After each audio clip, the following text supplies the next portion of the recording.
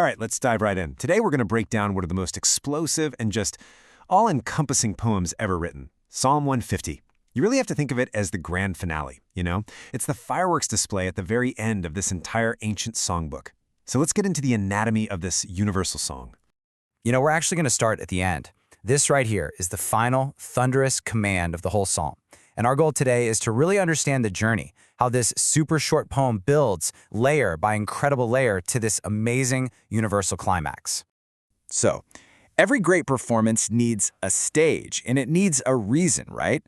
Well, the psalm kicks things off by laying down that very foundation. It answers two simple but totally fundamental questions. Where are we supposed to do this, and why? What's so amazing here, right off the bat, is the incredible expansion of scale. The call to praise begins in a very specific physical place, the sanctuary, a holy temple right here on earth. But then, in the exact same breath, the stage just explodes outward to include the entire cosmos, the firmament of his power. So what's it saying? Praise belongs here, and praise belongs everywhere. Okay, so we've got the location down. Now, what's the motivation? The psalm gives us two really clear reasons. First, you praise for his mighty acts, for all the powerful things he has done. And second, you praise simply for his excellent greatness, for who he is. It's about both action and just being. All right, so the stage is set, we know why we're here. Now we get to the heart of the psalm, which answers the next huge question. How exactly are we supposed to praise? And the way it answers this is by building this unbelievable symphony, one instrument at a time. And the symphony begins with a blast, the trumpet. It's the sound of announcement, of royalty. It's designed to grab everyone's attention with a single powerful, unmissable note. And now, to all that power, we start adding melody. The strings come in, the psaltery and the harp, and they start weaving in these beautiful, complex layers of harmony. That initial blast is now turning into intricate music. And this is where we see that praise isn't just about sound, it explodes into movement. We add the driving rhythm of the timbrel, basically a tambourine, and then the full body celebration of the dance. It's not just something you hear, it's a joyous, physical event.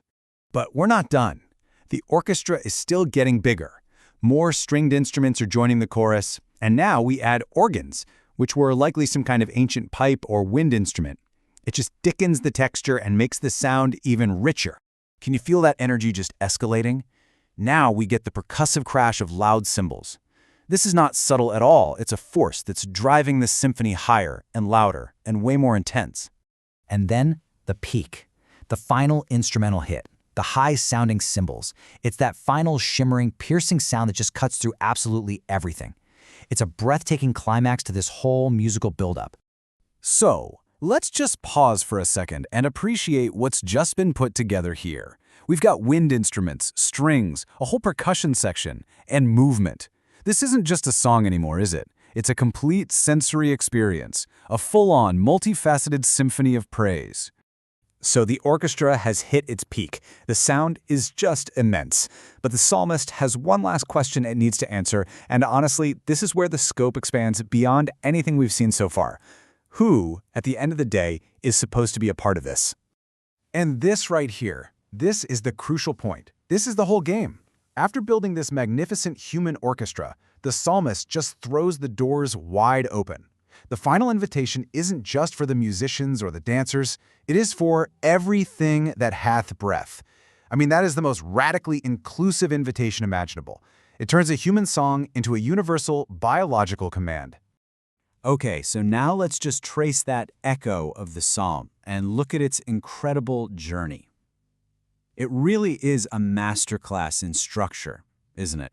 It moves from this single point of focus and just expands outward and outward until it contains the entire living world. Just look at this perfect poetic crescendo. It launches from one specific spot and explodes into the whole cosmos. It starts with a human orchestra and swells to include all life. And it builds from a simple call to a final, all-encompassing, universal command. It's just perfect. And all of that leaves us with a final thought.